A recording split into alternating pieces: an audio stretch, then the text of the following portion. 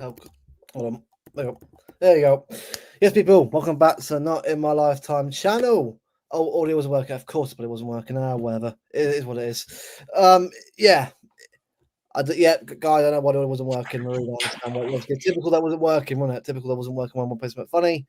Is what I tried downloading it, but you know what? Enough of that malarkey. Let's actually get on with the stream. We're back. So apologies for the week delay on this stream. Unfortunately, things have just been they haven't really worked out. Been illness, stuff going on, but yeah, we're finally here to talk about the game. I know it's been a little week since the game, but I don't really care. It's been funny watching the meltdown on social media the last few days. Fans are seeing the head loss over so many different things. Honestly, it has been absolutely wonderful to watch, wonderful to look at. Better mate, how you doing? Yeah, good, mate. You? Yeah, good. You know, it's been obviously international break and that, so there's no city, but I've actually it's been nice to sort of just it's been nice to sort of just come back, after about a week off, and be sort of happy that we're everyone's favorite the chatting point now. Everyone hates us again. Apparently, we're 115. We're cheating bastards now. Apparently, it's great. We're back, mate. After a year off, we're back. I know. Yeah, big up obviously for tuning in already. Big up Adam, big up Kelly, big up Kathy as well. Yeah, well, I'm looking at the game right now, particularly in Norway. It's 1-1 right now, actually. Norway have just scored a goal. Who is it? Nusa. Okay, so it's 1-1 right now in the Italy-Norway game. But Norway are through anyway for me. They're already through the World Cup anyway. It's like Italy's got 9-10 goals to even get through at this point, and Norway have been done pretty well recently. Well, they still need another 8 or 9. I think it was 9-0 or 10-0 that they needed, and if it's 1-1, yeah. But big up Kathy, big up Poppy as well, big up Nick. Eating guys, industrial week so boring. Yeah, and also this whole 115 thing, by the way. And knowing my luck, it'll probably come out tomorrow. But mate, we've had nothing again. Apparently, we're meant to be out in November. I know it could be tomorrow, mate. But why wait till tomorrow? Honestly, mate, I'm like, when's this going to come out? Well, the international break is still going on for a few more days. England have stopped their games now after the result today, but I know that there's still another few days of internationals to be played. So who knows? Like, it is what it is. It'll happen when it happens. Yeah, exactly. Yeah, no, I agree, Nick. Honestly, after fans want to celebrate a title in November, mate, feel free because we all know what that means in the season, don't we? So, I honestly, right, well, we'll get onto the whole Nico O'Reilly obsession they've got recently about this. They're so butthurt over Lewis Skelly, aren't they? Like these guys, man, these Arsenal fans, they get so butthurt over the most smallest things ever, don't they? It's crazy how they just, I don't see a fan base so like shameless and so like out of touch with everything. And bear in mind, I see Liverpool United fans, but Arsenal fans are worse. Oh, much worse. And end of the day, at least United, they have a history that they can talk about.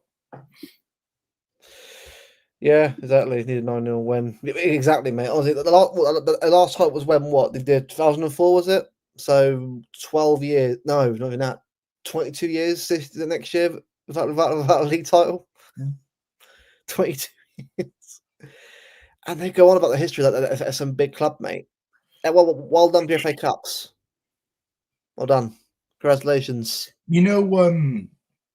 If they take off, if they take off Carabao Cup, not Carabao, if they take Community Shields off their trophy list, like I think it was something mad, like Community Shields take up something like 45% of their entire trophy cabinet or something. It's a ridiculous number like that. Yeah, it's crazy, isn't it? And I just think, look, at the end of the day, right, mate, let those fans, let them be obsessed, let them go crazy, mate. Because at the end of the day, right, we know as fans, right, that a season is very long. It's a long season. Things can change. It's why it's always better to do one game at a time. But enough about Arsenal, enough about their obsessive behaviour. Let's get back onto our team, mate, who right now are playing really, really well at the moment. I know obviously it's been a week since the last game, but we're playing with some real good intention right now, real good football right now. Certain players have been stepping up recently, but obviously in terms of the goals department, players like Doku, O'Reilly, and that starts to pop some more goals recently. Foden playing really, really well recently for us. Obviously, not always getting goals at GNA, but get some big goals into the Champions League. Got obviously with a very good Liverpool as well, with some creativity. Our team is coming into their own. I'm not saying it's perfect, but we're looking a lot more like a team again, like a lot more like we're together as one, going for it. And bear in mind as well, on Sunday, right? On Sunday, we won 3-0 at Liverpool without Rodri on the pitch. Yeah. And honestly, go back 12 months ago, we wouldn't be saying, even thinking that we could even get a draw against Liverpool without Rodri. No. Now we're confidently saying, we think we can go into any game and win any game without Rodri. Yeah, and I think that comes down to one man to me, mate. Nico Gonzalez. What a rise in form, a rise in. I mean, look, don't be wrong, right? He's a very young player. I think I kind of knew it took him a little bit of time to adapt, but I've been watching him, mate. He's so good on the ball. He's getting stronger on the ball, more confident on the ball, more part of the passing and distribution. He's turning into a Rodri himself. The way he's playing, like he's playing more confidence. And I feel like we can go into something like Newcastle away. Obviously, this coming weekend coming up. Like, all right, tough game, but I trust Nico G. Yeah. And we're not so overly heavily reliant on Rodri either. Like, like we've said in the past, and it's one thing that keeps coming up at the moment with Erling Haaland. Quite, pardon me, quite a lot. And it's, if you take Haaland out of this team, where is City getting the goals from? And we had kind of like a similar debate last year where we were saying, without Rodri, where's the creativity going to come from? Where's the line of defense going to come from? Where's the machine going to come from that keeps the Man City cog turning? And I think last season, was Nico G perfect? No. But did we expect him to be, considering he's still not even been at the club a year yet? No. We got him last January. Yeah. But what, about 10 months now? Is it 10 months now? Yeah. That's what I mean. He's not even been at the club a year yet. And he now understands the system. He's integrated himself well into the team. And if Rodri does pick up a niggle or picks up a knock or an injury or just needs a bit of rest, like I'm fully confident that we can put Nico G into any game. Like, it doesn't matter whether it's, Real Madrid away, or whether it's Arsenal at the Emirates, or whether it's, Liverpool at Anfield. I don't think it matters. I think he can go there and comfortably do a job. Yeah, and it's the thing. Like, I mean, don't be wrong, right? Haaland has scored most of the goal, but the thing is, he will score most of the goal because he's our number 9. He's our big goal scorer. He's going to score. I mean, you could say the same with Bayern Munich. You take Kane out of the team, and where are they getting the goals from? You got Elise and Diaz, but it's the same with us. Foden, Cherky. We've got Foden, we've got Cherky, we've got Doku, who seems to be chipping in. Doku, unbelievable performance against Liverpool. Yeah. Mate, I said this right on Mancunian Way recently, right? I said this Haaland FC thing is an obsession by rival fans to just make it out that, we're this one-man team that very easy to stop, even though Arsenal tried stopping us, mate, only managed to get a draw against us at the Emirates, and Liverpool tried doing that and got battered 3-0 by us. So what's the excuse this time? It's always an excuse for these fans, man. I can't just accept that we're actually a good team this year. I'm not saying we're the City of old. We're a different City team now. We're not the same team of obviously years. I think people got to realise that we're not going to be the same team before. Like, we're a new City team. I think we'll want to get better next year as well, and the year after. I think we've got to realise that we're never going to be that treble team again. It doesn't mean we're going to be not a good team or a successful team, of course not. But I think this obsession of it being a treble winning team, right? I think we've got to be real, right? We're a different team now. We're a younger team. We're different now. We're looking to sort of build again and get back there again. I think this current Who's to say that this City team that we've got now can't surpass the things that they did with the treble? It's a good point. Yeah, You know, Very when you look at the average age of the team, it's the youngest that it's been in God knows how long. yeah. You know, we've got Savio and Doku. Yeah, are we totally convinced on Savio? Probably not. Not yet. Are we more convinced on Doku this season than what we've seen the last 2 seasons? I'm totally convinced that he's starting to find form. We've got Cherky who's young. Haaland's not even in his prime yet. Foden's not even in his prime yet. Yep. You look at Nico G, the Rodri replacement. Rodri's getting into his 30s. Nico G's what, 23, 24? 23, yeah. 23. You look at the back line. You've got Nico O'Reilly, still a young 20 years old. 20 years old, by the way. You've got Gvardiol that's only what, 22, 23. You've got Donnarumma who's 26, 27. Mm-hmm. Yep. Like you look at the average age of the team, one of the oldest players on the pitch is Ruben Diaz, who's not even 30 yet. No, exactly. We're a very young team, aren't we? We're a very young team now. Like last year, we were like, the unk midfield. Now look at us now. Yeah, but still was what 30, 31, but that's not old at all. Bernardo was not old at all. He's still actually quite in his prime years still, I'd say, before he starts descending down again. And he's a good player that you can have in rotation. Yeah, but again, Bernardo Silva for me is giving everything for this football club. When he does leave him, mate, it'll be a sad day. I don't really care, because he's been a fantastic player for this club and many different teams under Pep Guardiola era. One of the best signings we've ever made under Pep for me. I think it'll be missed when he does go for me. He'll be missed by a lot. I think for attention. A big up Jack, by the way. Big up Jack, man. We're doing good, man. Right. Nick, could you attention to the second drop balls? His aerial duels has improved. Tight passing has been immense for us. What do you think?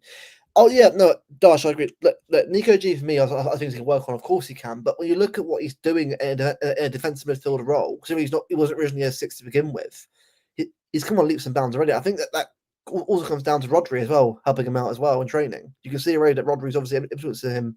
I suppose Pep. I remember Pep's also a player that he's played a DM for Barcelona, so he's got two people around him who play that position in great successful teams that can help him develop into a top player.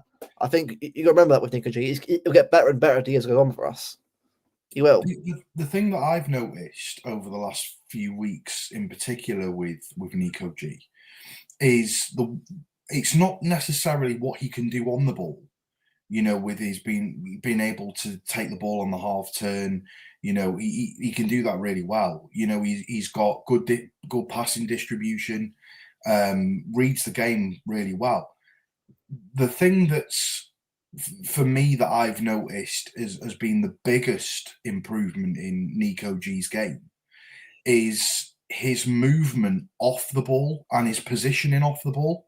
Yeah. Like there was a couple of times last year where he got caught in sort of in no man's land. Really, he wasn't putting himself in the right positions. Now, one of the things that Rodri does really, really well is he gets into those spaces to cut off the pass being played between the lines. That's the one thing that Rodri does really, really well, is he takes that gap to stop the ball being passed in between the lines through the defence. Yeah. And the one thing that I've noticed from Nico G, and you saw it against Liverpool, there was a pass that one of the midfielders, it might have even been Wirtz, tried to make to through the defence to split the line and to a player that was running in behind. And Nico G was there to intercept and stop that ball from going between the lines. That's the biggest thing that I've noticed in his game, and it is not necessarily what he does with the ball. Like, in that game, he made that cute little dink over the top. for, I forget who it was, might have been Foden or someone, Cherky or someone to run onto. I forget who it was. Yeah. But either way, it's his positioning off the ball which I found really, really impressive, and his ability to read the game before it actually happens. If that makes sense. Yeah, exactly. And Jack, you're right. He's maturing still. He's 23. Like, like we forget, Rodri, right? Like, Rodri came here, what, at 20? Was it 24? Was it? He came here? I think 24, 25. Like, Yeah. so he's already here. You know, he's already here earlier already. What? It reminds me of the Rodri Fernandinho thing when.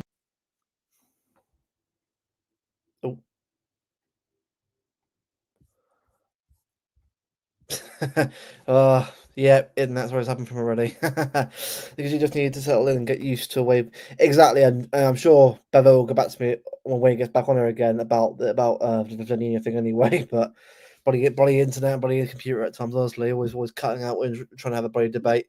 Exactly. Maybe it's just me, but I'm trying not to praise him too well in silence. Yeah, no, I agree. I agree, mate. I agree. I think that's what I want to do as well. I want to sort of get back to sort of allow him to develop into that player rather than sort of be forced into these conversations too early, if you know what I mean. So I agree with you there, mate. That's what I would probably look at the moment. Yeah, I seen that Haaland just scored again. This guy, man, 31 goals already, mate, in November 16th against bloody Italy. Sorry, Donnarumma. Sorry, bro, but sorry, bro. We've got to have this, bro. We've got to have Norway, bro, going 24 out of 24 points, man. We've got to see it. We've got to see it. The season will look far better and off the ball than we used to. Yeah, mate, Jack, we do. Absolutely do, mate. We absolutely do. I think, you know, it's and remember, mate, as well, we're still early days still as well. He scored again. He has scored again. Oh, this guy, man, 30 got. Guys, this Haaland guy, by the way, right? Like, he's our striker. Bob Assist as well. Oh my god, bro. City, Norway, come on. Guy, Rob Warren today, man. 3-1 against Italy, man. Again, sorry, Donnarumma. Sorry, bro. Sorry, man. You know, I obviously get to the World Cup, by the way, but yeah. Oh, he's back now. It works. Is he back?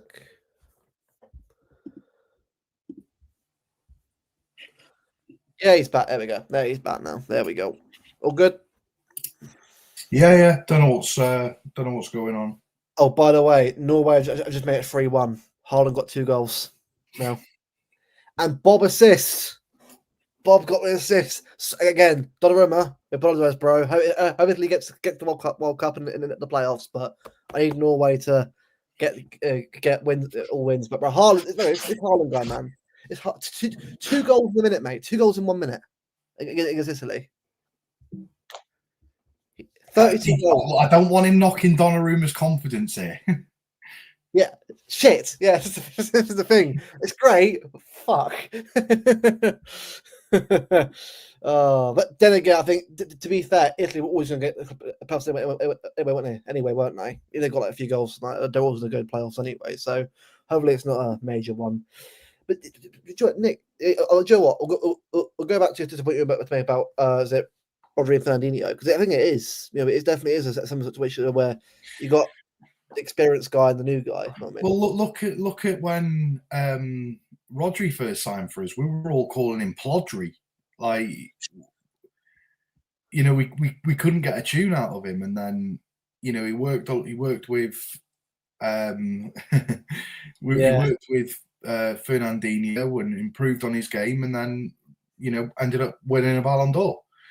And you can kind of see that happening now. You know, they brought in Nico G, who was supposed to be a backup for Rodri, and someone that can kind of come in and fill in Rodri's boots when Rodri needs a rest. And it looks like we've just found Rodri's replacement. Someone actually mentioned on a stream, and I forget who it was.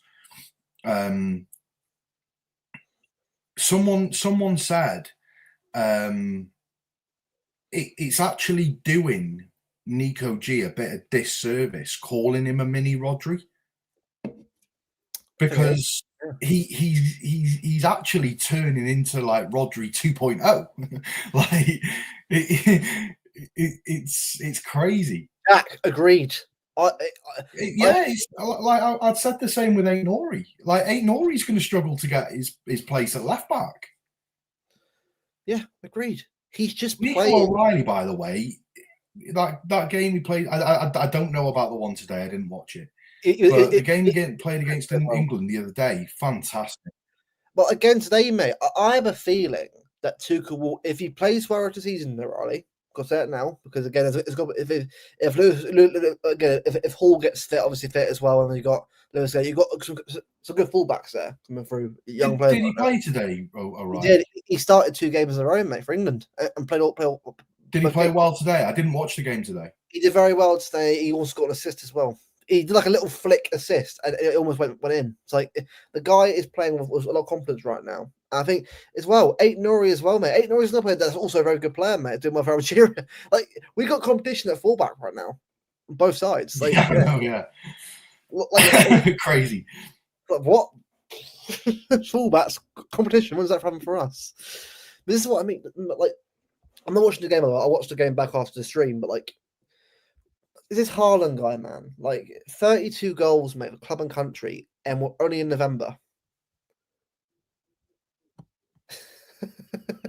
55 goals in 48 games for Norway.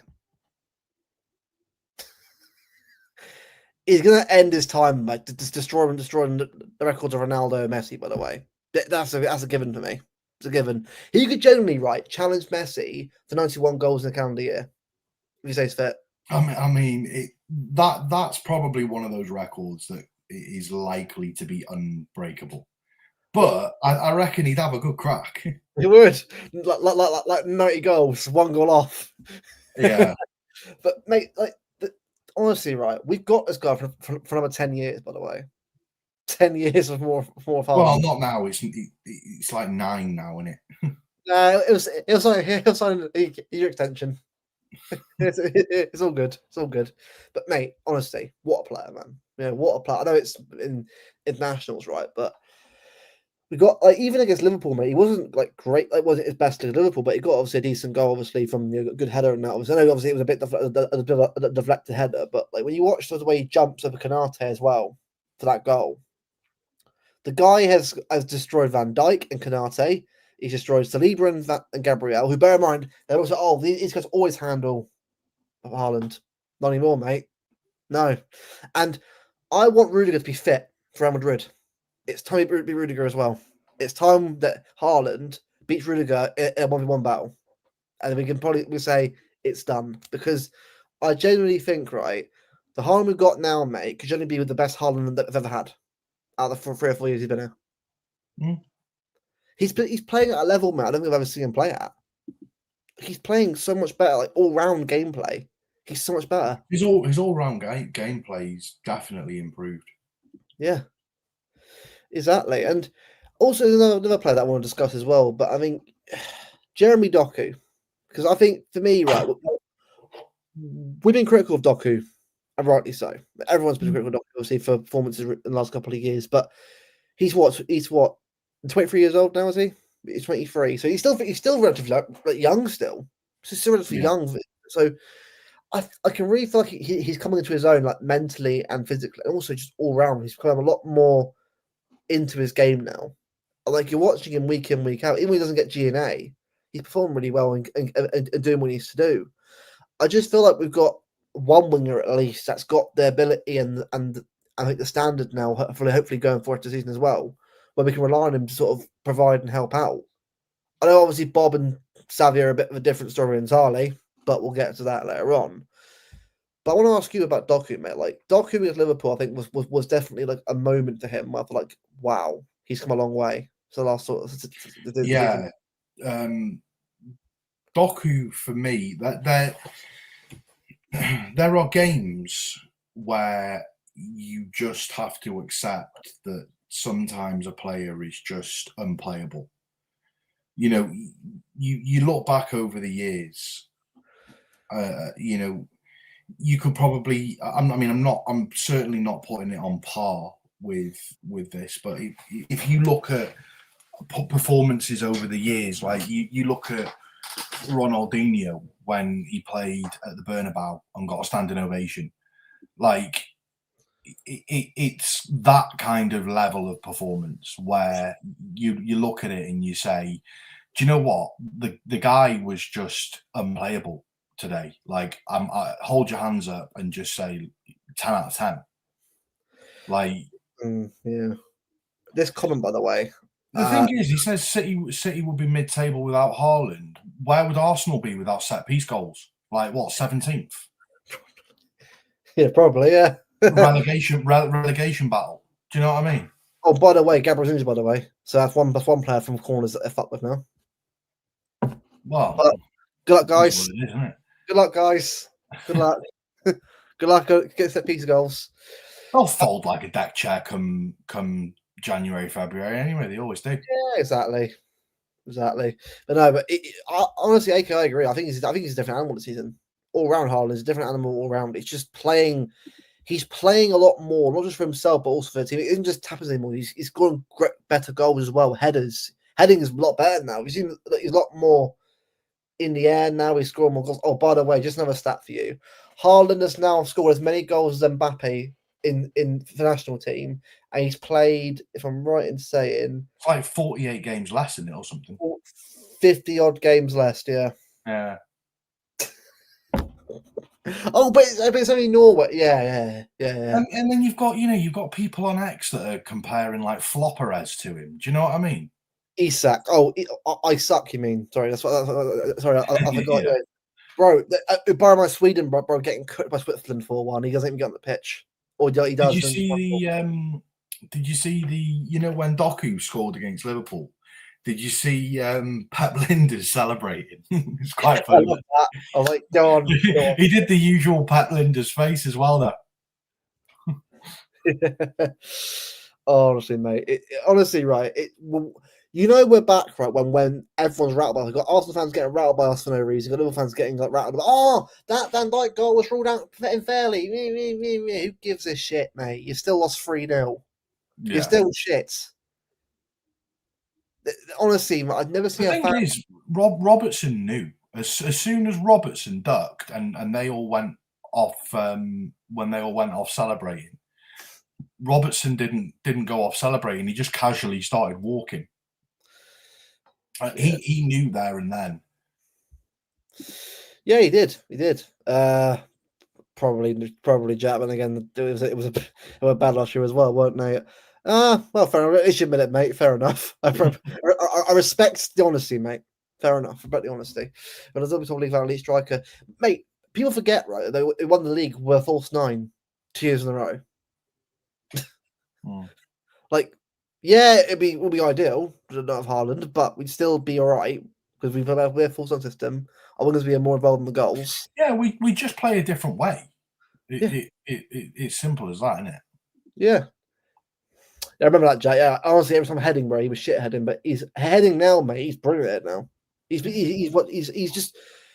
But what I'm going to say is, though, right, our corners, mate, are still shit. Why can't we score from corners right now? Yeah, they are.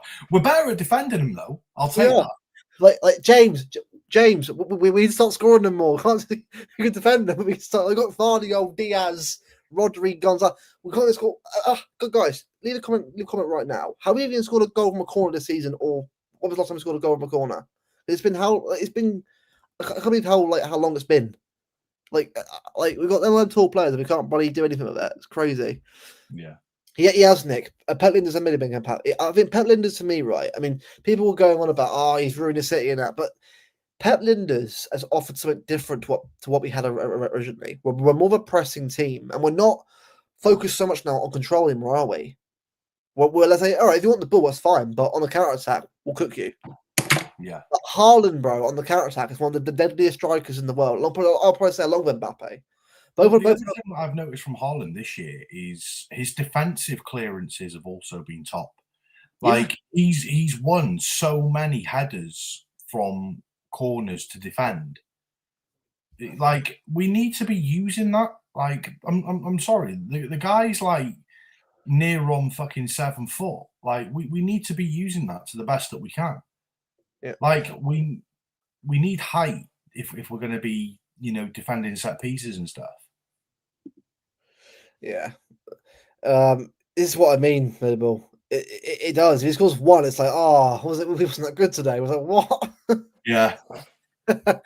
Whereas Gyökeres, oh my By the god, way, I'm going to be honest. His penalties of late have been shocking. They are so bad.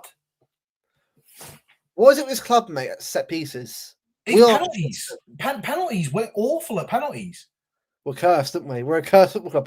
We're a cursed football club. Like I'm not being funny yet. I would rather put someone on penalties that you wouldn't expect. Like just put Ruben Diaz on a penalty and just tell him to put his laces through it. Yeah, exactly. Just someone just whack it in. Don't all those just side foot. No, just smash it. At the end of the day, right? A keeper can make a good save, mate, but you can also miss it. Like again, if oh my god, it's 4-1 Norway. Oh my god, I've just seen, but I'm waiting to find out who scored. It's not Haaland's off already, but Larsen's come on. Oh, is he off? Is he? But Larsen for Wolves come on and scored. Donnarumma. I don't give a fuck. It's Frisley, but come on, bro. The thing is, though, like you can say like Donnarumma or whatever, but if your defense in front of you isn't very good, then you're not. I think it was actually Gigi Buffon who actually said, "You're only as good as the defense in front of you." Well, yeah, Di Lorenzo, who Berriman got sent off against us in the Champions League. Gianluca Mancini plays for Roma. I don't think it's Mancini's. Sorry, I don't think people can quote me on that.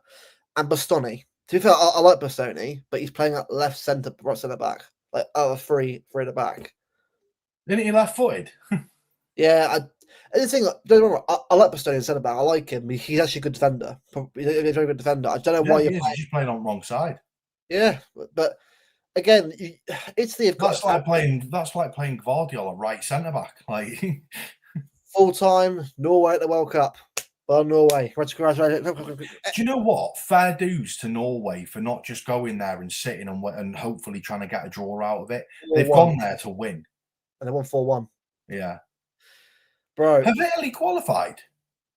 No. Well, technically they had, but Italy had to win and score like 9 goals and 9-0 to win. No, but I mean, have Italy qualified for the World Cup?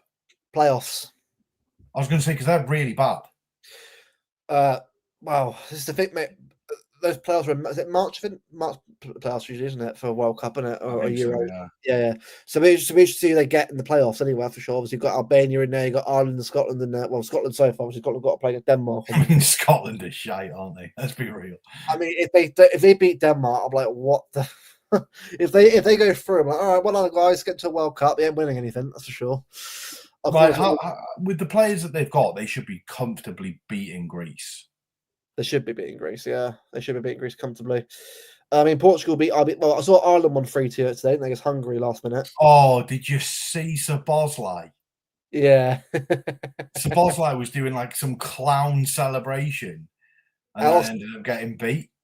Do you know what? A big Ireland, my love. A big Ireland beating Portugal and Hungary in the same week. Big ups to them, man. Fair play. I mean, yes, they're in the playoffs, but Ireland have a good chance, man. Hasn't Ronaldo been sent home from the Portugal squad as well? Because he was doing that at the pitch, and Ireland fans doing that. Ooh, sent off. I love that. He's been sent home, hasn't he? I mean, it's fair play. I mean, there's no need for him to be there. He got red carded. He ain't playing the next game, is he? So no, exactly. But no, honestly, but to Norway, by the way, Big up Norway though for actually making it to the World Cup for the first time. Is it 98 of the last World Cup? So incredible, man. Haaland, by the way, has carried that team. I know everyone else. No, Haaland, bro. The goals he scored in this tournament, by the way. I'll tell you, mate, Norway could do well at the World Cup, man. I know that sounds a bit mad, but they could do. Again, they're an unknown team with an elite striker up front. They could very easily go far in it. I think what lets Norway down is the goalkeeper and the defence. Yeah, the attacking midfielder actually pretty good midfield and attack, but the defence is just so. Yeah, it's not there yet, is it? For defence, I like the fact that they play just a bog standard, old fashioned 4-4-2. Yeah. Well, also, mate, they've got Larsen, they've got Sørloth, they've got Haaland, they've got 3 good strike. Well, we've got elite striker, the best in the world. They've got 2 good ones who come on the bench and score goals as well. Like Norway have a team there where they can actually go on and do. Also, they're going to win it, obviously, but they can at least sort of go far on it, or at least sort of put effort into sort of going far on it. Sorry, Holland, but yeah, I mean, minimal. I agree. Look, I mean, England winning it, I don't. No, I don't. Mate. We'll get to the World Cup predictions when we get to them. I think maybe we'll do a prediction for the World Cup near the time. Obviously, won't do one yet, but we'll do one once we also know obviously the full groups. Now, once the groups obviously come out for the World Cup, we'll do a prediction for us both together near the time. But right now, let's see how the playoffs go before we see who's in it. No decent quarter since the Hinchcliffe Horlock. Wow, I wasn't alive then, mate. But yeah, I'm sure it was better then. So, honestly, right. We've been shit at them for how long now? Like it's been such a long time. I remember last time we were actually good at corners. Like one corner every year, is it? If that, if we're lucky. It doesn't happen often, does it? Turkey's good at taking corners. He is. I just need the bloody corner people in the box actually get headers on it. So we'll see. We'll see how we do on that. I also thought we have the players to come of This is what I mean. Like Jack, we are playing better on account. We're a lot better on account than we were originally because I think we're now playing to our strengths. We're not just to control the football and pass, sideways pass and cross it in and clear it. We're now actually sort of waiting for the opposition to make a mistake and then we'll go on the offensive. And that actually, even though it's not the same sort of Pep way, we're still controlling the game a bit and passing it around. We're still passing the ball around methodically, but then we're playing the right pass and the right cross at the right time. I think that's to Pep's credit as well. He's done a great job at that, sort of changing it up and changing the style up to sort of suit us a lot more in this way of playing. And the thing is, what is going to get better and better as well over time? Like we're still a long way away as well. Yeah, 4-1. But yeah, to be fair, I mean, Haaland has scored them, mate. But Haaland times he should have at least scored all the penalties at minimum. Some of them he's like absolutely fluffed at times. I'm not being funny. The guy can score from open play. Like it's fun. Like just put your laces through it. Like just run at it and just absolutely smash it. Like don't overthink it. Don't side foot it. Just hit it as hard as you can. And the likelihood is it's probably going to go in. Yeah. Quarters, yeah, no. I think. Look, well, then again, mate, it's a weird. It's World Cup being quite longer now. It's a weird one. I mean, I think Spain are probably the best team still, but anything could happen at World Cup. Anything could happen. Yeah, I mean, if you were to ask me who's going to make the final, I'd say Spain or France. But the draw's not been done to see what side they're going to be on. They might Spain, France might end up meeting like the last 16 or the last 8 or whatever. So who knows at this point? But again, we'll do our prediction for that. It's luck of the draw as well. Like in the literal sense, like if you could get like a really good side of the draw and end up making it to the final. Yeah, agreed. You look at like Spain. If Spain end up getting like France, Norway, I don't know, Germany, maybe England on their side of the draw, then Spain might not qualify. Spain might not get as far as the quarters or the semis. Yeah, it just depends, doesn't it? This is the thing. I think if Norway get further than France at the World Cup, mate, I'll tell you right now, that Ballon d'Or's Haaland's. Have you seen England's opening games going to be at the Etihad for? Is it the Euros? Yeah, I'll be. To be fair, I will be at Euros. I'm running to a lot of games that one. I think. Well, Euros at home. When's that ever happen for us anyway? So it'd be a chance to sort of go to a few games and experience international football, which would be good. But I mean, England's chance to win the World Cup. I'm like, well, we're being real here. We've got some good players in our team. No question about it at all. Jude Bellingham needs dropping. He's awful. Yeah, I think for me, if you play a 10, it's Foden or Palmer. That's why I'm playing with a 10. Have you seen Rory the Tories coming out and saying that he thinks that Foden shouldn't even be making the World Cup squad? Oh, what a ridiculous statement that is. Rage bait. It's rage bait. It has to be rage bait. There's no way that's opinion. If he believes that, he's an absolute idiot. But honestly, mate, I just, that World Cup squad, by the way, it's going to be an interesting one because I think this season's going to be very interesting to see how the English players do because there'll be a fight now for that squad and players like Gahey and that, and he has got a club obviously for next year sorted yet. Eventually, how he does the season, obviously getting on to playing as well. I think, yeah, it's gonna be interesting to see who goes to the World Cup. But I can't, for me, right, as an Englishman, I can't. I just we have a decent squad. I'm not saying it's not a bad squad at all. It definitely isn't a bad squad. It can definitely go far in the tournament. But to win it is a whole different question entirely. Because the thing is, we just don't seem to get it right when it matters most, do we? No. Like in 2021, we should have won that game. But we're 1-0 up. And we go for it. We get 2-3 and probably win the game. But we park the bus about 4 minutes into the game. So that's fine. We'll take it. Like, no, you can get 2 and 3 and you win the game. Do you know what, though? Like, I've said to you off air, Southgate overachieved with that England squad. Oh, he did, yeah.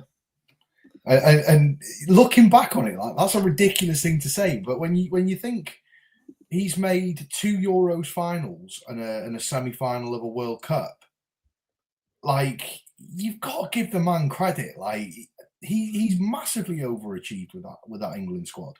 Yeah. No, but yeah. Well, to be fair, Alf, I'm sure you obviously watched the game. I'm sure you obviously did watch it. But I mean, Norway, by the way, I mean, credit where it's due. Like I said, Solbakken playing some good football. He's got to play good football. By the way, my mum went on a holiday to Bruges recently. She brought me back some Belgian chocolate. It's not that nice. Yeah. Ooh, okay. I'm sure. Do you know what? It reminds me of the chocolate that you get out of advent calendars. Yeah. It just tastes like cheap chocolate. Yeah, I mean, it depends. I mean, I've had decent chocolate here and there with it, but it depends obviously what would you probably get as well. So I've had a couple of good ones, but like, don't get me wrong, it was all right, but I just feel like it was a bit overhyped. Yeah, I mean, but for me personally, I like it, but I mean, each to their own, isn't it? Each to their own, isn't it? Yeah. We are far more suited to cup games because now harder to score against in big games too. We actually do. Yeah, and I tell you that comes down to one player for me, Donnarumma. Donnarumma for me, right? And yeah, look, forget the game tonight because it's Italy. We've got a better defense than Italy do. I trust our defense more than I trust Italy's defense. So Diaz and Vardy, but also doesn't mean it always beat Italy. Doesn't mean that he's a bad keeper. By the way, he's not. Donnarumma's an elite goalkeeper. Italy, unfortunately, like you said about Buffon, Italy's defense has been terrible for years since Chiellini Bonucci retired. They've got Bastoni. For me, he's brilliant for Inter Milan, and he's brilliant for Italy as well. But you're playing him in a weird position. He should be the main centre back of a 3 or a 2. You can't just force him to play on the far left. Like Gattuso's I don't get that, man. It's weird, but yeah, it's what I mean. Like, the thing is, though, Nick, can England, even when they're crap, turn over? I just think England are a weird team because they've got the players like they have Harry Kane, who's an elite goal scorer. Of course, as it is, you've got Foden, you've got Saka, you've got players that are of good level that play in Europe week in season out. We can't say they haven't got a good team. They have a good team, but can they, when it matters most, make if let's say England do get to a World Cup final, can they get over the line? Because the thing, I'm like, I don't know. Like, for me, with England, there are questions that now I need to have answered before I decide, you know what, I believe in them. I've got to see a lot more from this team before I start thinking, you know what, they can do it. I think Spain are a better team right now. Bear in mind, Spain are beating Georgia 4-0 without bloody Yamal, Rodri, and certain players. I know it's Georgia. It shouldn't really be a massive thing, but Spain, I tell you, if they don't take Nico G, then that team deserves to lose. Yeah, honestly, like, but that's the thing. Why is he even there? Like, Zubimendi. Oh, fuck off, Zubimendi. I mean, he's a good player, man, but take Zubimendi, Gonzalez, and Rodri. I don't get it, man. But they miss shot. Yeah, he's fucking crap. Well, yeah, he does. He does, Jack. That can agree with perfectly with you, mate. He's an absolute wally. The thing is, I don't think that's an issue anymore. I do watch a lot of behind the scenes stuff. I think they're a lot more together than they were before years ago. It's definitely a much more of a together camp now, I think, in England than before. But that's not the issue for me. For England. No, I just you look at the squad, the squad itself. Yeah, you look at the fact that Nico O'Reilly's come on leaps and bounds over the last year or so, but before that, we were talking about Luke Shaw being our only left back for England. Yeah, which, I'm not saying that I don't like the guy, but Pickford is not a world class goalkeeper. I'm sorry, he's not. No. He's not even like he's average. He is about as good for Everton, like as you. He's the best that Everton could get, if that makes sense. Like he's an average goalkeeper. You look at the centre back options that England have. You take away John Stones. John Stones picks up an injury. Who have you really got? Harry Maguire. Yeah, you've got Mark Gahey, fair enough, good quality centre back. Mm-hmm. But yeah, like apart from that, who have you really got? Cons is alright. I like Cons, to be fair. I like Cons. Yeah, I mean, Cons he's okay, but he's inexperienced at international level, really. Stones. John Stones is a good defender, to be fair. No, but that's what I was saying. John Stones is susceptible to picking up an injury. If John Stones picks up an injury during the World Cup, who have you really got? Harry Maguire. Well, that's the thing, mate. He's still there, isn't he? Well, Stones is still fit, isn't he? Still technically, so he's still going, mate. John's still playing. No, but what I'm saying is, you can't just say, "Oh, John Stones is fit." We can play him because I can guarantee you now, like he's not going to play every game during the World Cup. He's not. So No. you take off Mark, you take out Mark Gahey or whatever. If Mark Gahey picks up an injury towards the end of the season, who have England really got for centre backs? You look at right back position. You've got what? Reece James, the guy who's on the injury table more than he is playing football. Like the guy's never fit. He is more injury prone than John Stones is. I'm telling you that now. Well, you got Trent, Reece James, Livramento. I mean, yeah, but Trent can't defend. Livramento, yeah, fair enough. Good left back, right back. But and then you look at the midfield. You've got Declan Rice, fair enough, whatever. You've got Bellingham, that's just a massive ego. Mm-hmm. Who else have you really got? Elliot Anderson. Adam Morgan Rogers. These players are massively inexperienced at international level, let alone they're going to a World Cup. Mm-hmm. You want to talk about pressure? Go to a World Cup. Right, and that goes the same for O'Reilly as well, by the way. He's played 2 games for England.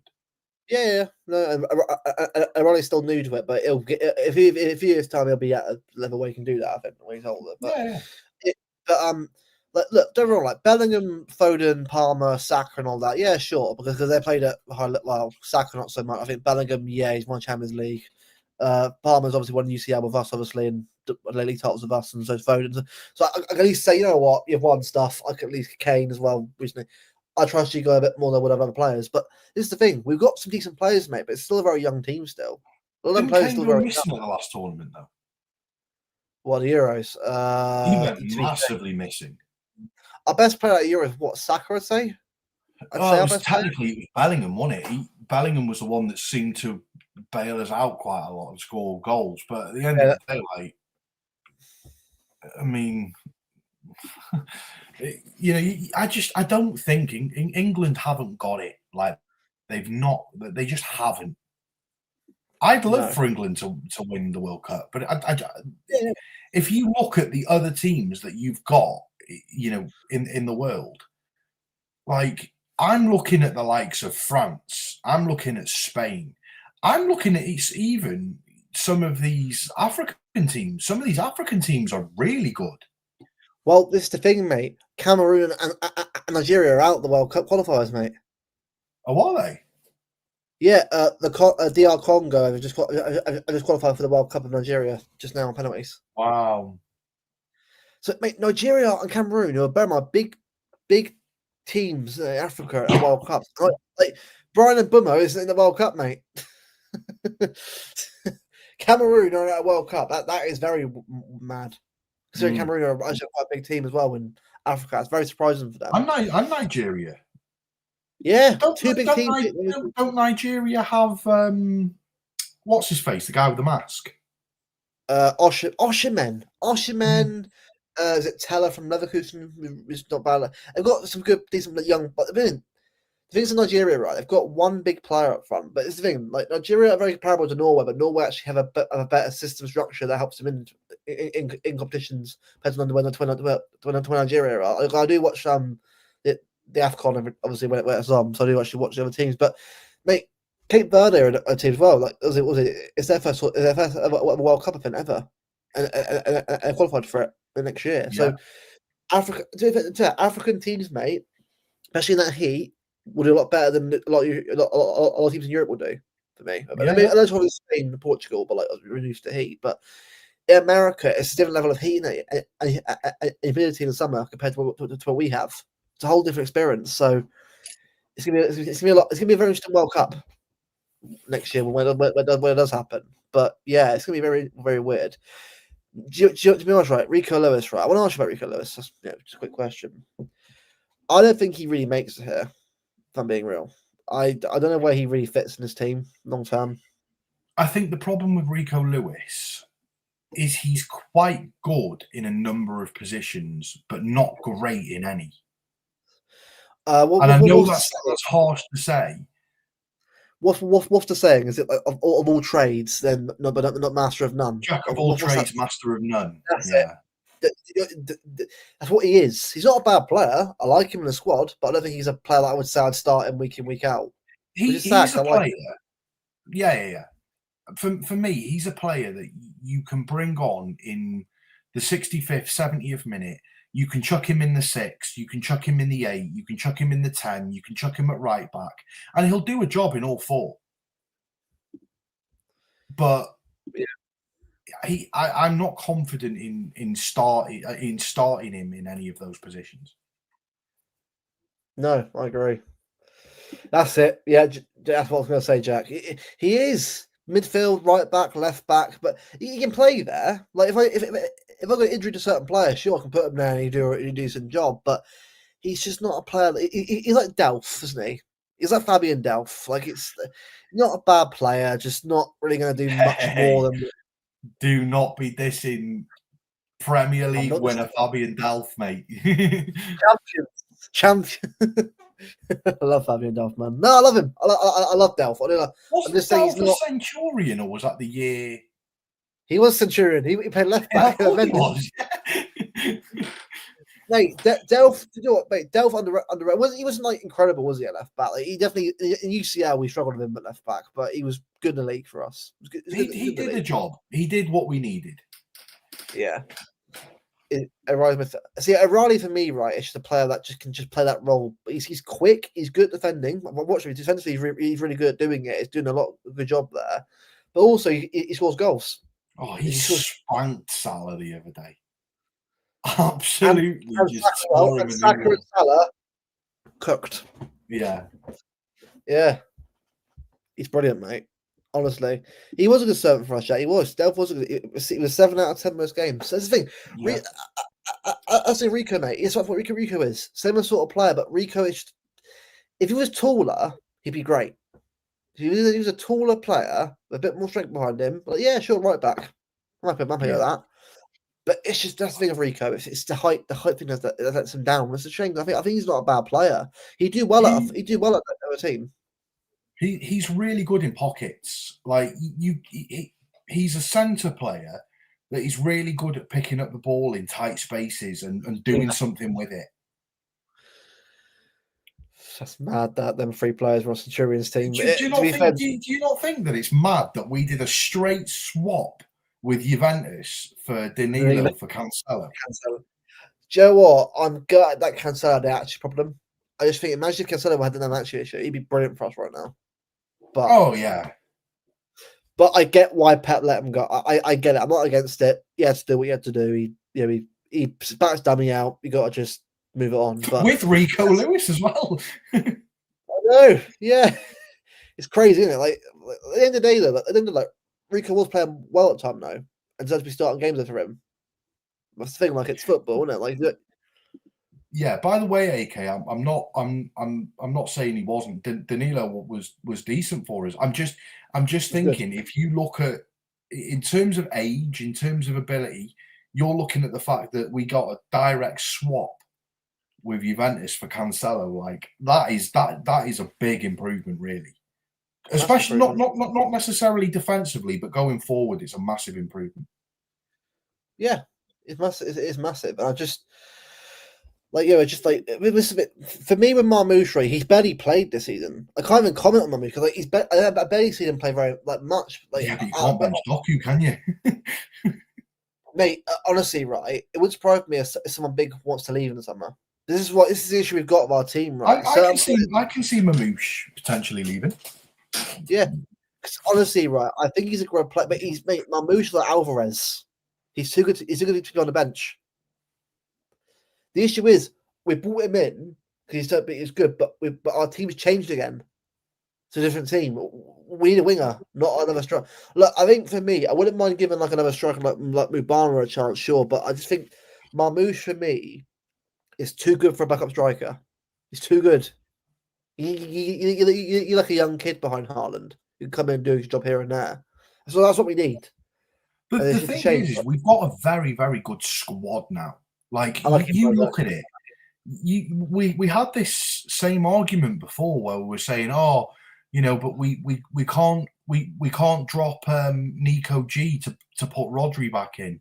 We can't drop O'Reilly to put Aït-Nouri in. We can't drop Doku to put Mamouche in. Yeah, and the only way for me it will only work is if injuries happen. But what I would say is that puts us in good stead for other competitions. You can even say the same about Donnarumma. You can't really drop Donnarumma and put Trafford in that at the moment. No, you can't.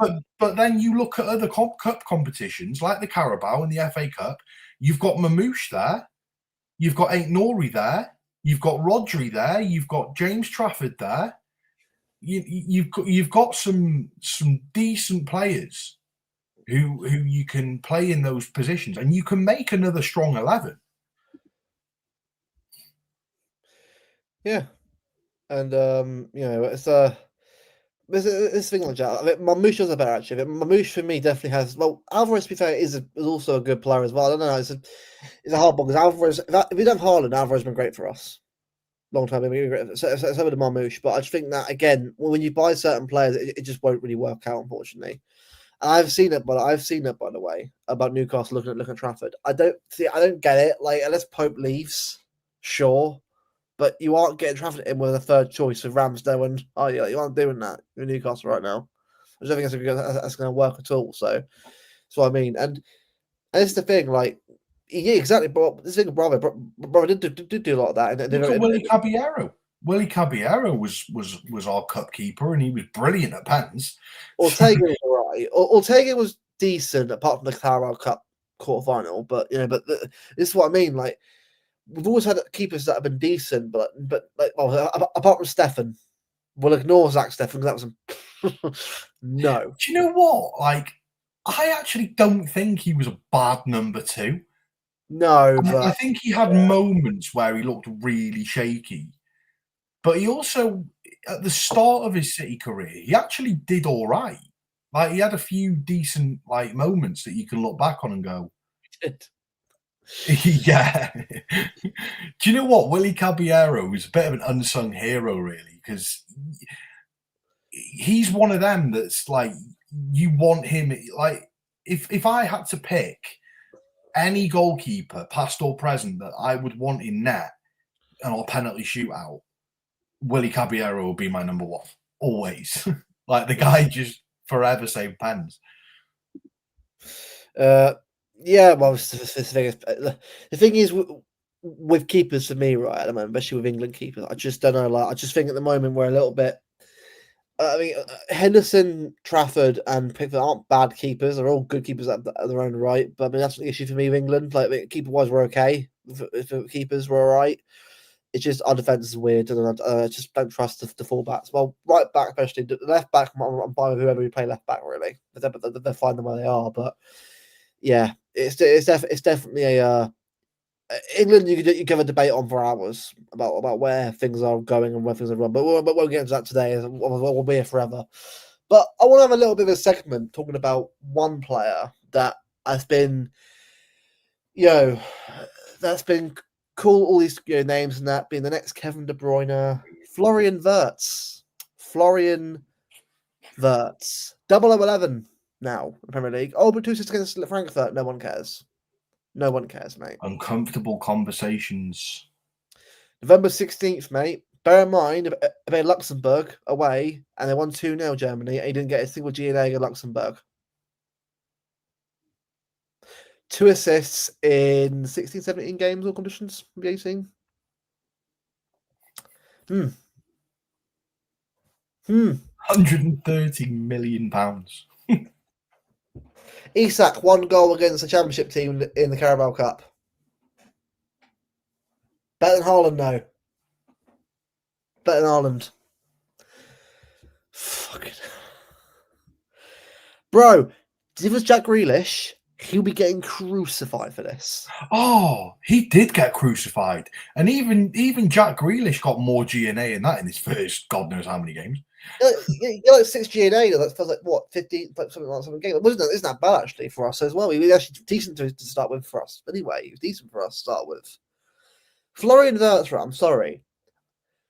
Why on earth did Liverpool sign a player like him when you already have players that will suit better for your team in that position? It looks like they've wasted money now. Like you look, I do remember Nick, yeah. Yeah, I remember that. The thing is, like you look at Liverpool, they've just wasted money this transfer window just gone. They bought Ekitike in as the striker to replace Darwin Núñez. Great. You're getting rid of a 9, you're bringing in a 9. Fair play. Good deal. Yeah. They then buy Isak. Well, it's like, I'm sorry, you can't play Ekitike and Isak and Cody Gakpo and Salah. Like, you can't play all of them at once. Like, players are going to have to get dropped. Yeah, exactly. And then, you look at the money that they spent on Florian Squirts. You can't play Wirtz and McAllister and Szoboszlai and Gravenberch. Like, you just can't do it. Like, they brought Kerkez in. I'm sorry, people are saying that Kerkez, he's been a flop as well. You look at all of the signings that Liverpool have made, right? You look at the 5 signings. I'm not including that 18-year-old Italian bloke that they brought in. You look at the signings that they've made. Ekitike, fair enough. He's not done too bad. He's done okay. He's done quite well. You then look at Isak, terrible. Been a terrible signing so far. You then look at Florian Wirtz, another terrible signing. Kerkez, terrible signing. Okay. People are forgetting. What about Jeremy Frimpong? He's never plays. Terrible signing. It's the biggest ever stinker. And imagine that was us, mate. That window. Imagine if we dumped £500 million on 5 players, and they've all turned out to be trash. We would be getting slapped by these Liverpool fans. We would be. Yeah, we would be. And it's like, this is why, for me, right, I will never go quiet, mate, on how shameless people are of Arsenal and Liverpool, mate. It's all agenda, mate. At the end of the day, right, we'll always hit, mate, with the transfer, with the money back. I always hit, we spent all this money here, this and that. We've spent what? How much in the summer? About £150 million, I'd say, maybe a little bit less than 200 million on players. About that. And we got it, Ryan Cherky for 30 million. We've got Reinders for me, right? Oh, Reinders is shit. Well, no, he hasn't been shit at all. I think he's considering he's come from Serie A into a new league, into a different team than AC Milan. Obviously, he could have more goals for sure, but I think assist wise, he's got what, like 5, 6 assists already. Yeah. He's playing really well right now. I think Reinders for me will come into his own over time. Yeah. I just think, you're right. I think at the moment it's just if it was us, I just think it's just so biased, mate, against us. It's so biased again. And look, it is what it is. I don't give a fuck anyway what people think. But it's like if that was us doing that amount of money, mate, we'd be getting crucified for it. And it's like people can't do it because like it's not the right teams and that. You know what I mean? And it's just £130 million for Wirtz. £130 million for a guy who's done what? I mean, 2 assists against Frankfurt. And I want to glaze him for that. Well done. I'm not being funny. Frankfurt have sold all their best players, basically. Yeah. Nick, exactly. But Ryan, exactly. He will come good. Like Reinders, for me, I have a lot of faith in Reinders to be a good player for it. What we've got to do as fans, for players like Cherki and Reinders, we've got to give him at least a year or so to adapt to our team. Like Cherki will get even better for me next season. This year will be good. I'm quite happy with Cherki, to be honest. He didn't have a greatest game against Liverpool, but overall, like, again, the guy's what, 2021? He's 22. 22. Still, like, what's that in football years? He's got 10 plus years in him, easily at top level. Yeah, exactly. Oh god, yeah, that is true.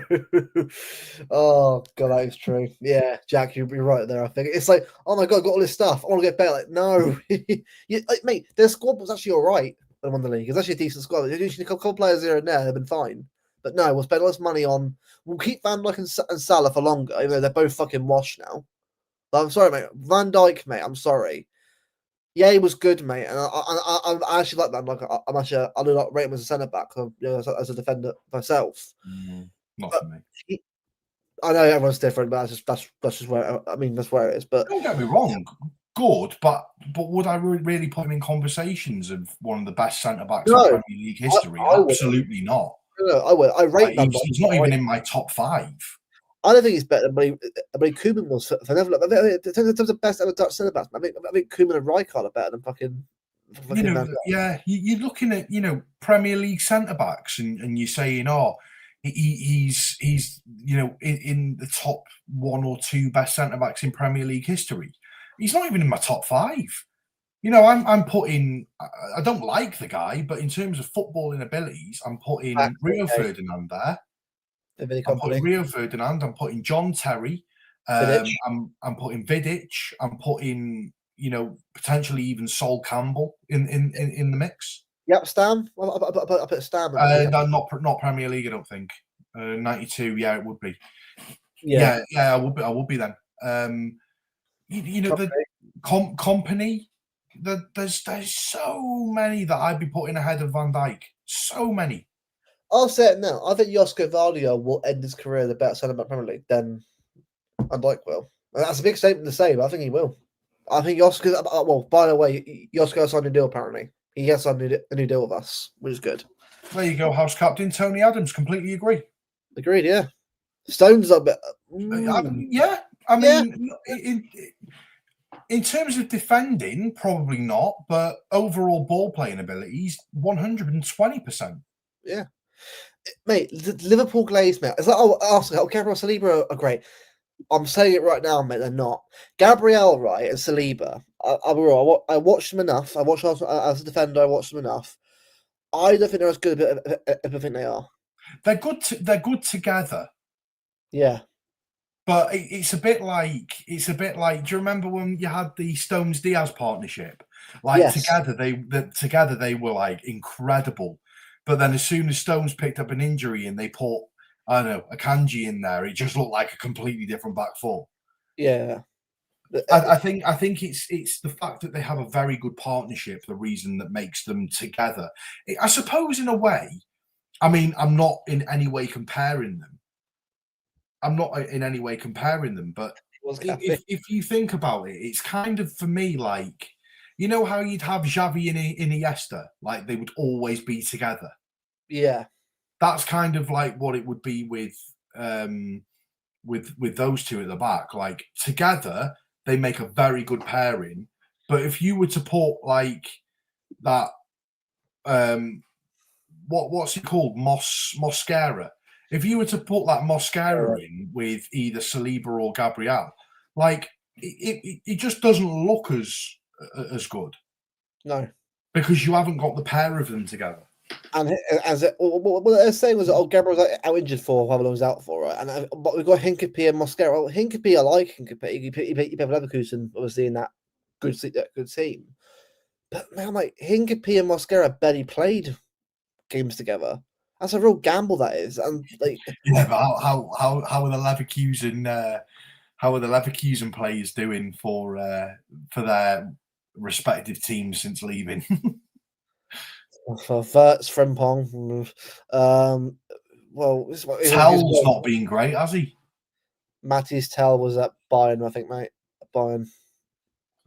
Yeah, but didn't he came from Leverkusen, didn't he? No, he's Matisse. I think. Who am I? Jonathan Tah. Sorry. Yeah. No. Matisse Tell was Bayern Munich Academy. Yeah. Sorry, it's the fact that it's 3 letters and it begins with a T. Yeah, Jonathan Tah. I like Jonathan Tah, but he's not as good as people think he is. He's decent, but he's not that good. No. I've seen better centre-backs than Jonathan Tah. I think Hummels was a better centre-back than Tah. Hummels was a better centre-back than Jonathan Tah was for me. But what happened to Boniface? Is he still there? He's at Werder Bremen now, I think. How's he getting on?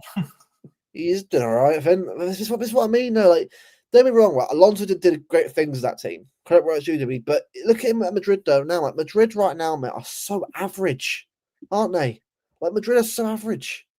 Like, it's Mbappe. No, he's doing well, is he? 8 matches, 0 goals, 2 assists as a striker.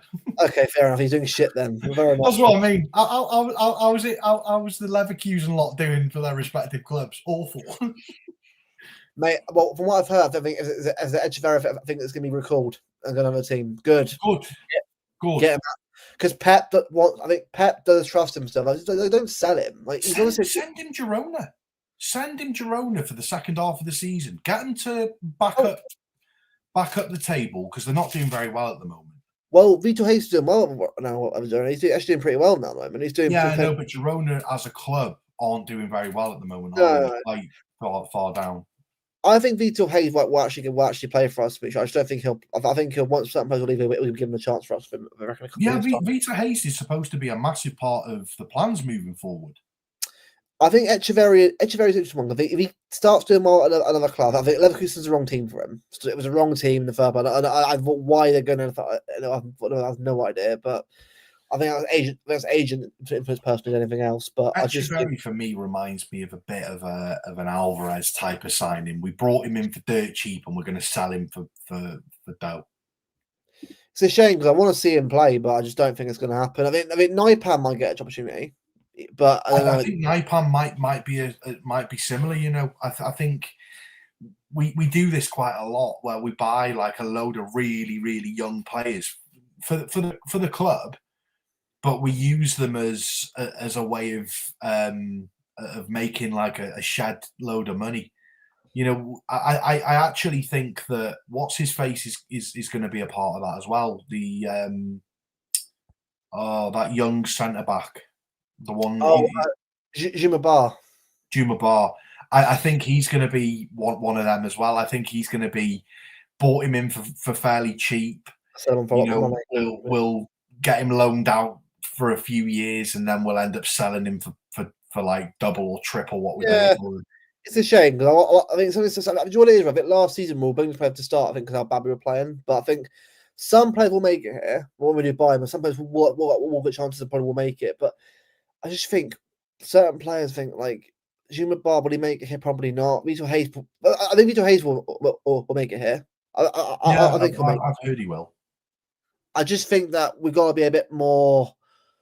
I think patient with some other players. I think we'll see what happens. And we'll see what happens obviously in the summer. We'll see what happens obviously in the season. We'll see what we decide to do. But I think. All I'm going to say is, though, not everyone will be here in the next year or so. Some players will be out the door in the summer again. I think Ake will be out the door soon. I think Vitor Hayes is the John Stones replacement. Yep. I think Ake was the other one. We'll have to replace him as well at some point, Ake. So I have to get someone else to replace him. So we'll see who that will be. I'd like to see us going for Mark Gahey, to be honest with you. Mark Gahey would be ideal for us. I'd like him, but it's whether or not he's committed because he kind of committed to Liverpool, didn't he? It was basically the deal was done. Well, this is what I mean. And then Glasner basically said he has been, Jack. Agreed. Yeah, he has.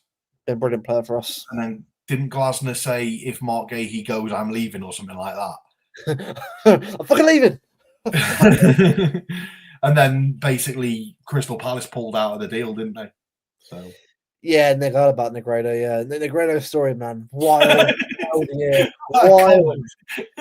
Yeah, no, honestly, right, Negredo, right, is the biggest like what the fuck happened? Like great striker, like Pelopat's like unbelievable, like fucking Ronaldo level goal scorer, and then just falls off face of the earth. Is Negredo the one that went to Middlesbrough?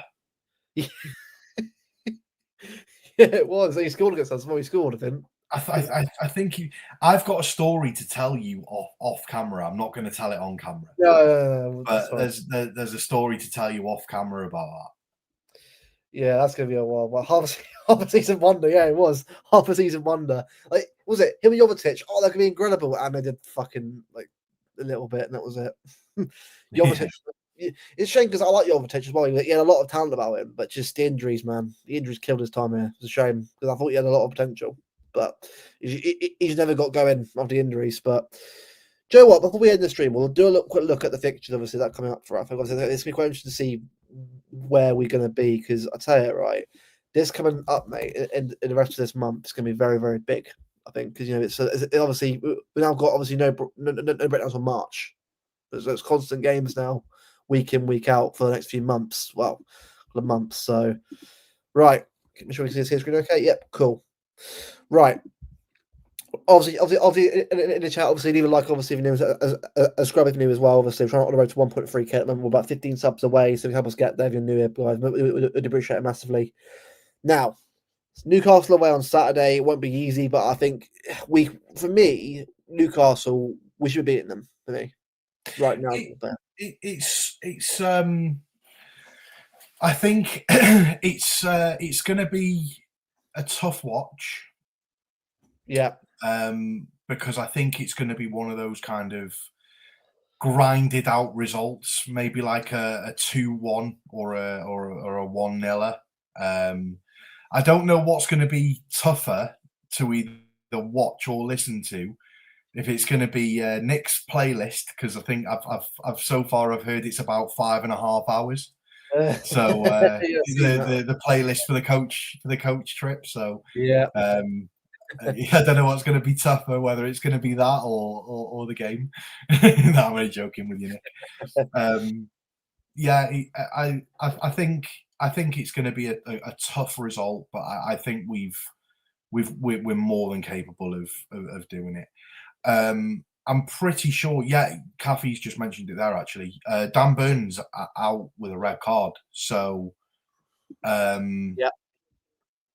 That's a big loss for them, especially in terms of like height advantage. I can see us winning that. Like I don't really see a problem with it. No, I agree. I'm the same. I think it'll be and Leverkusen and Leeds. Yeah, we should win them ones. That shouldn't be an issue for us. Both games. I'm not arrogant, but Leverkusen have been very average recently. Very average, and I think we can beat them. And Leeds, there's a big thing happening at Leeds game. Still waiting to be confirmed, but there's a big thing happening at Leeds, which I will reveal all on X when the time comes. Yeah, well, what was here we go? But it's like we're just getting there, aren't we? Getting there. The here we go on that one. But trust me, it'll be good. It'll be good when it comes out. But yeah, watch this space on that one. But for me, it should be 3 wins. That should be the aim. The 3 wins the rest of the games for November. I mean, December, though. I mean, I've seen the fixtures, obviously. I think this will be a tough 2 games. Well, even 3, I think. Suddenly won't be easy either. Crystal Palace away is probably... I'm looking at that, and I'm thinking, out of all of those games coming up in December, I actually think that Crystal Palace away is our toughest fixture. because that one, Madrid away, it won't be easy per se, but I just don't think Madrid are that good this year. No, well, look! Liverpool comfortably beat them the other day, and we absolutely spanked them. So We did. I think if we can nullify the threat of Mbappe, I don't think they have much to offer. Yeah. Good comment, comedian. That's a good comment. Yeah. Yeah. Back to the comment. Yeah, for me, Fulham away. Fulham are crap this season.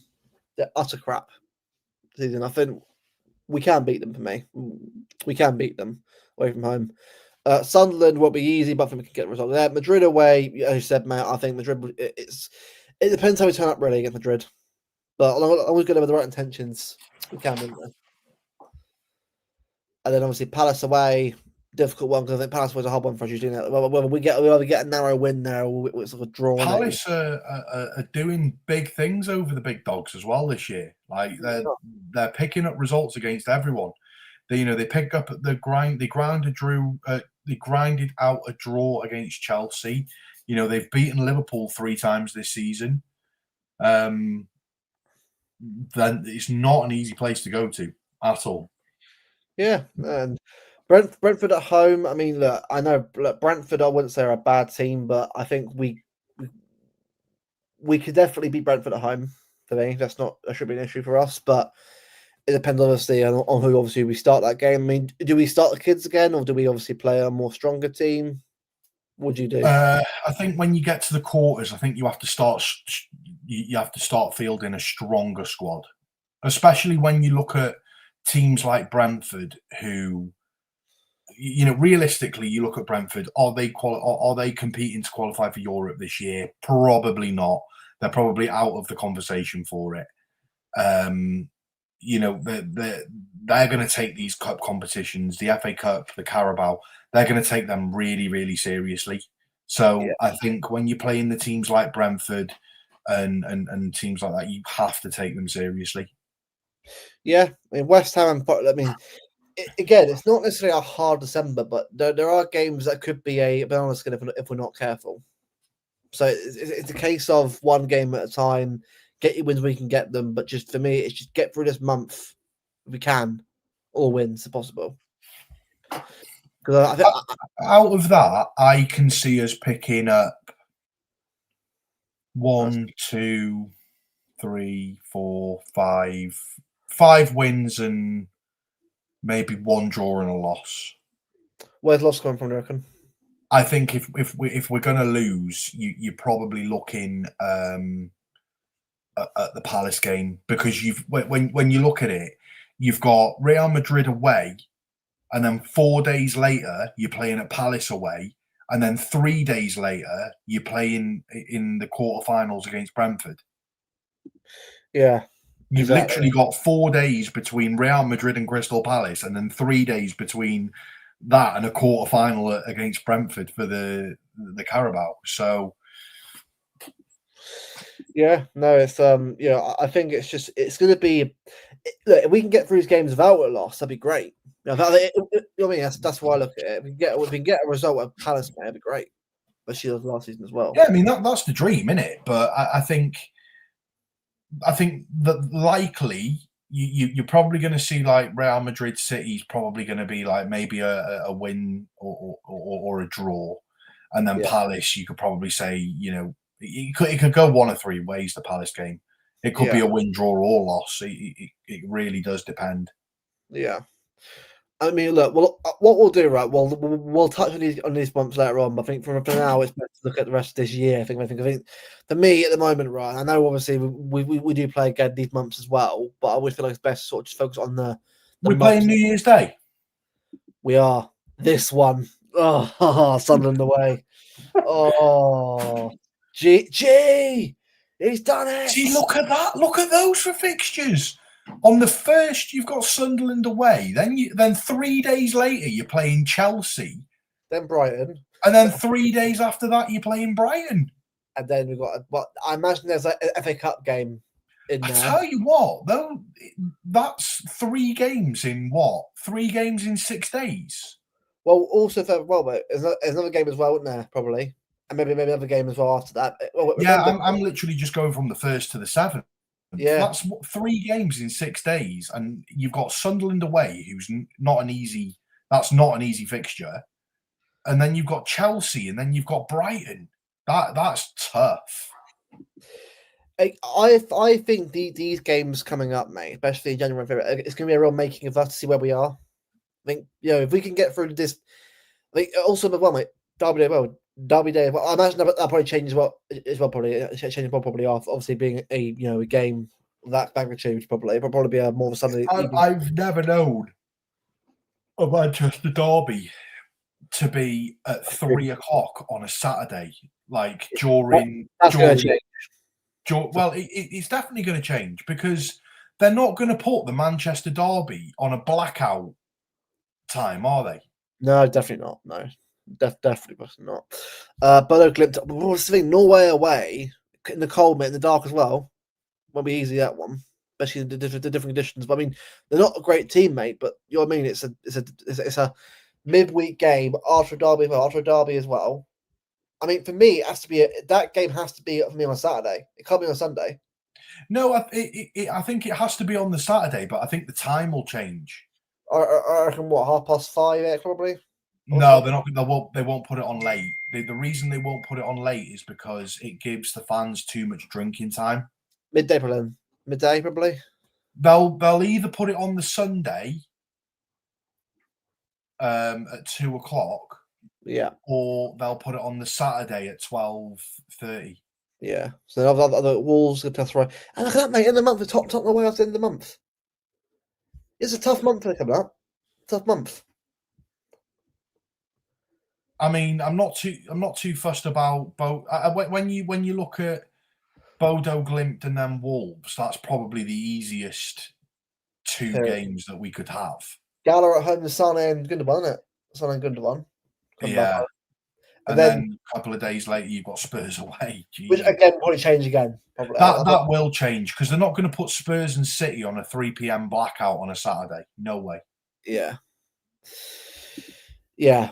So here's what I mean. And then obviously February we've got what? I mean, well, remember as well February. Remember, people, FA Cup and UCL game haven't been decided yet, have they? In terms of when games are going to be played. Now, well, it's the same with that Liverpool game. They're not going to put that on a 3 p.m. blackout on a Saturday. No, Fulham and Newcastle will probably. I reckon this game will probably change.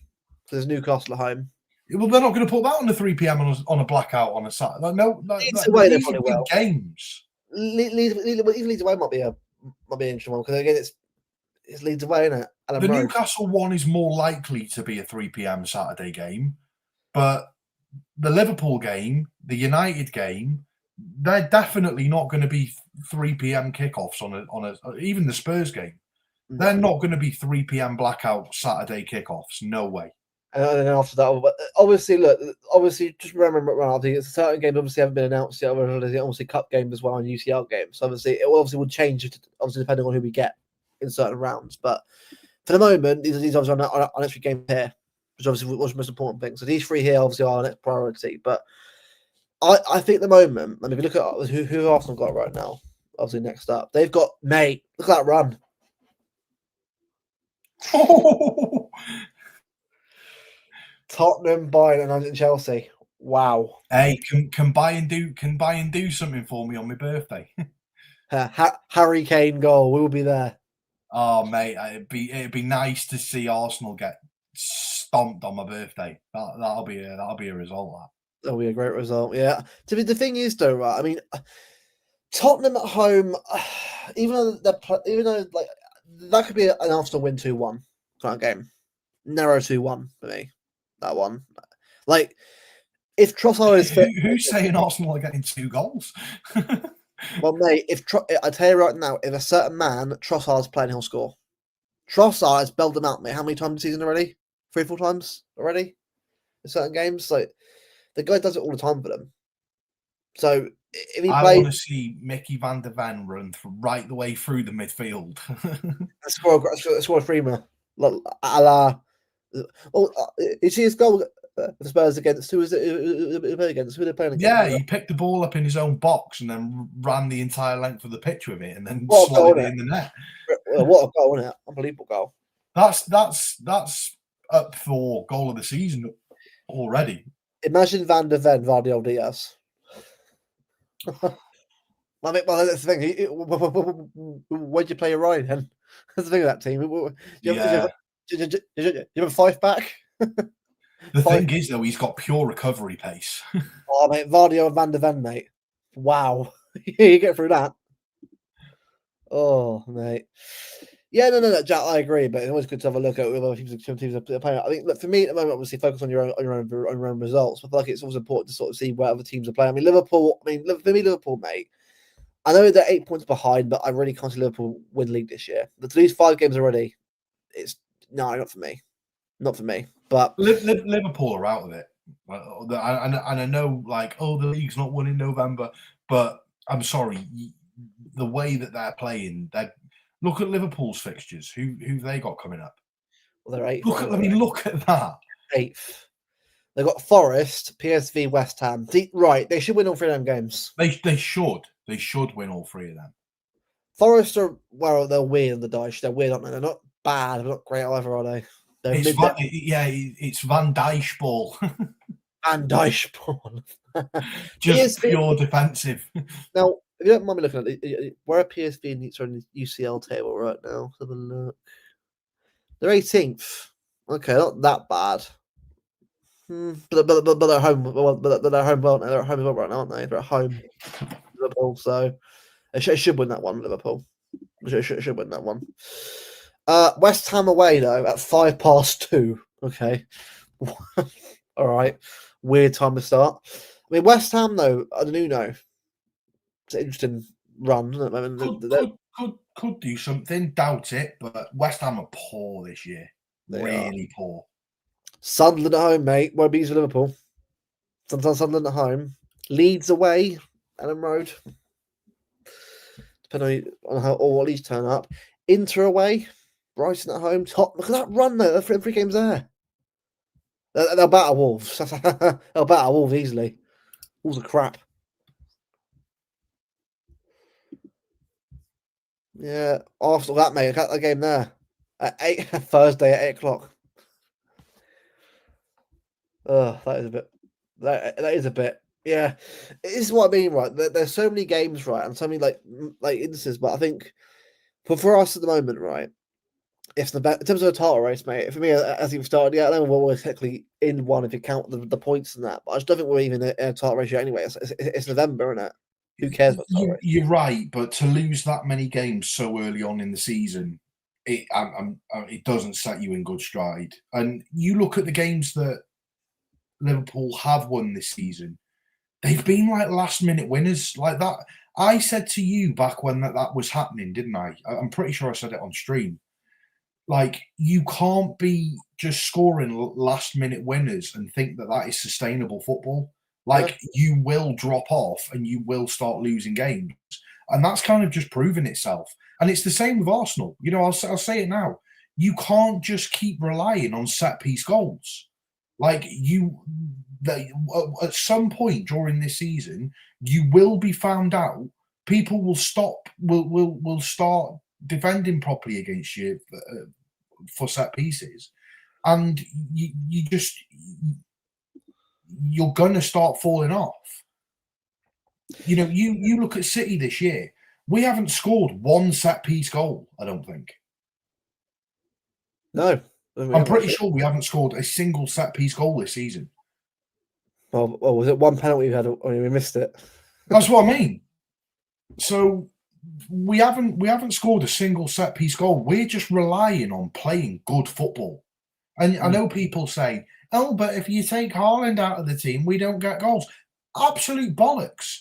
We've got Jeremy Doku, who's now starting to fire. We've got Phil Foden that's firing. We've got Cherky that's doing really, really well. We've got Mamouche sitting on the bench who can't even get game time, who we know can score a goal. We've got players there that we can rely on if Haaland does stop scoring, which again I don't think is going to happen. or he's injured for a bit. All right. You know, people say, "Oh, yeah, but you can't. It's not sustainable because what if Haaland stops scoring?" You look at Haaland's record since he started to be a professional footballer, not just at City, but throughout his entire career. He's averaging a goal a game. The guy doesn't stop scoring. And even if he does stop scoring, he will come back and keep scoring more. Like, yeah, exactly. Look, for me at the moment, right, I'm just taking it one game at a time. I know we don't finish anyway, but that's more to sort of see what we got coming up next. But for me, as long as we keep doing what we're doing, keep playing the way we're playing, again, not every game will be a win. When we know that, like, not every game will be a win. There'll be some bumps in the road along the way. Of course, there will be. But this is where we got to just keep going. Like, again, Newcastle away on Saturday coming up, tough game. I know they're playing well, they're playing right now, but it's still Newcastle away. But never be easy going there. So just go there with the right team, right mentality, and just I don't care. If it's a 1-0 win, mate. 3 points on the board. I don't really care. that's all that matters at this stage of the season. Yeah, 3 points on the board. Points over performance. But yeah, but again, we'll see what happens. Obviously, we'll see what happens. But this is what I mean. Jack agreed. 1 game at a time. I'm playing 2 games a week until we're done. But exactly. Well, even 2 or 3 games a week, depending on on how far we get in certain competitions and that. So that's what I mean. When you start playing 2-3 games a week, I don't care about performance. I care about points. Exactly. And that's what it should be right now. That's what it should be. But again, we'll end it there, I think. It's been about just over an hour and 45 minutes, obviously, almost of a stream. But big up to you guys for obviously tuning in and watching the stream. I know it's a bit a week late to stream, but you know, if life gets in the way on things. But again, we'll try and obviously get ourselves back obviously into the routine again. Again, over Christmas will be a bit of a busy one, but obviously we'll try our best to sort of get some out where we can anyway. Obviously, when we're not busy. More news on what Ben mentioned about the announcement with Leeds and that. We'll trust us. When we get able to do that, we'll do a stream discussing that a bit more in depth, won't we, mate? We're not allowed to do so, but right now we're waiting until we get the here we go on that before we it's good. It's going to be massive. I've worked tirelessly on this since around August. Putting plans in place, discussing with. I mean, I don't think it's new news. We know 1894 have put out in their newsletter that they're doing something with a City fan. That City fan's myself. It's going to be incredible what we're doing, and the movement that for me. The what I wanted to do was to do something to give back and to sort of help people in need. And I wanted to do this, and I wanted to start off something going forward that other clubs take note of and other clubs jump on board with. We're so close. Like I'm so close. I spoke to people recently, and when I mean people, I mean like really high up, and it's so close. Like everything's been approved. It's just about getting certain things over the line. Oh, hello, Sir Alan. Big up, Alan, mate. Good to see you, mate. Big up, Alan, our good friend over at Mancunian Way. Big up, mate. We're 1-1 mate. When's it gonna happen, mate? When's it gonna happen? We're just bored of it now. Bored of just waiting around for it, and we're bored of waiting around for it. But big up, Alan, mate. Big up, mate. I'll be doing good. But yeah, I'm super excited about unveiling what I've been working so hard to do, and it's very close, like very close. Like it's just about crossing the T's and dotting the I's now. Everything's been approved. It's just about the final. It's like you've done the marathon. It's the final mile or the final long stretch. Like that is the bit that we're on right now. Yeah. Again, and what I'll do is I'll announce a few things as well, obviously, because obviously again I can't really go into it too much yet, but when I can, I will do a special stream sort of dedicated to that and you know what we might do as well, mate? For that, we'll get people on as well. You want to come on for that sort of? Again, it's hard to go into what we want to do without mentioning it. So until we can get this, I'll sort of I'll chat with you about what we want to do with it behind the scenes anyway, and we'll sort of see what we can do for that to sort of do that. But yeah, when we get to announcing it, I'll then go through it and we'll discuss it and be a bit more, start sort of promoting it a bit more. But until then, people will always let you know in due course. Hopefully, this next week or so, hopefully, we'll be able to sort of do a proper announcement of it. But until then, we'll wait until obviously we get here. We go on that. Just keep an eye on X as soon as I've been given the go ahead. I'll put a post out on X. I'm sure Luke will share it. 1894 will probably share it as well, and various other people. So just keep an eye out on there because it's massive. It really is, and I'm so proud of what I've been able to achieve with it so far, and it's only going to get bigger and it's only going to get better. So just watch this space. Yeah. Big up everyone's support tonight. Obviously, if you're new here, leave a like, subscribe if you're new as well. Also, hype the stream up afterwards, obviously, when they're able to finish the processing as well. And also, if you want to be a member of the Nimble Pod, if you want to, obviously, there's no pressure to do it. It's more of a, if you want to sort of be part of other stuff we've got going on in the future. Again, it's more going to be for next year than it is this year. There's a lot of stuff going on. Christmas, obviously, just coming up. But we'll get more into the other side of it when, obviously, in the new year, with a bit more time on our hands to sort of better out. But we do appreciate all the support you give us on X, on YouTube, obviously, wherever you're watching this from right now. And yeah, big up, guys, all the support. We'll have more to announce very soon on what's to come. But until then, people, have a good rest of your Sunday. We're back next week for the game against Newcastle. And we'll see you then. Film a stream very, very soon. Take care, all. Have a good rest of your weekend. Take care.